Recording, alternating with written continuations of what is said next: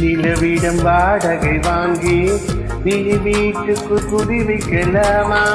நாம் வாழும் வீட்டுக்கு வேறாரும் வந்தாலே தகுமா? தென்மலை தேக்கு நீதான் உந்தன் தோள்களில் இடம் தரலாமா? நான் சாயும் தோள் மேல் வேறொரும் சாய்ந்தாலே தகுமா? நீரும் செங்குண சேரும் கலந்தது போலே கலந்திருப்போ